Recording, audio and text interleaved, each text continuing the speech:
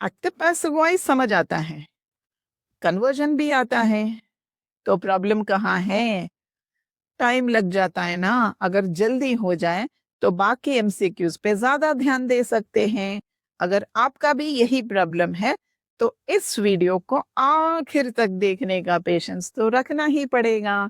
तो शुरू करते हैं इस पेयर ऑफ सेंटेंसेस के साथ। सेंटेंस 1 में सब्जेक्ट राम है और सेंटेंस 2 का सब्जेक्ट एप्पल है। वो क्यों? इसका आंसर देने के लिए हम सब्जेक्ट का वो डेफिनेशन यूज करेंगे जो एक्टिव पैसिव वॉइस को इजी और फास्ट बना देगा। और वो डेफिनेशन है subject is the topic under discussion. किसी भी सेंटेंस का सब्जेक्ट वो है जिस टॉपिक पर हम बात कर रहे हैं। सेंटेंस 1 में हम राम की बात कर रहे हैं, इसीलिए राम हमारा सब्जेक्ट है। सेंटेंस 2 में हम एप्पल की बात कर रहे हैं, इसीलिए एप्पल हमारा सब्जेक्ट है। अब सेंटेंस 1 में सब्जेक्ट राम क्या कर रहा है? Eating.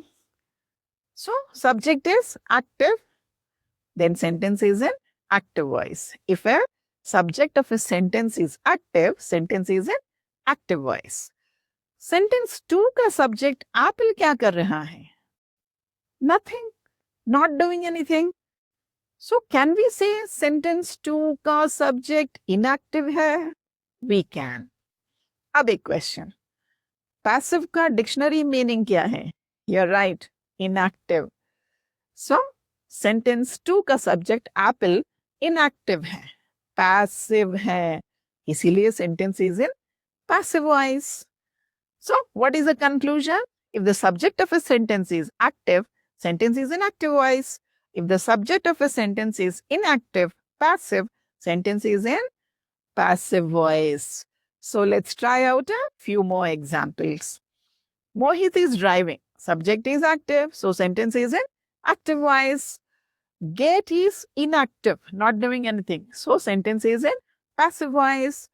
Geeta got a gift. She didn't do anything. So subject is inactive and the sentence is in passive voice. The fire destroyed. Subject is active. So sentence is in active voice. So the conclusion is if the subject is active, sentence is in active voice.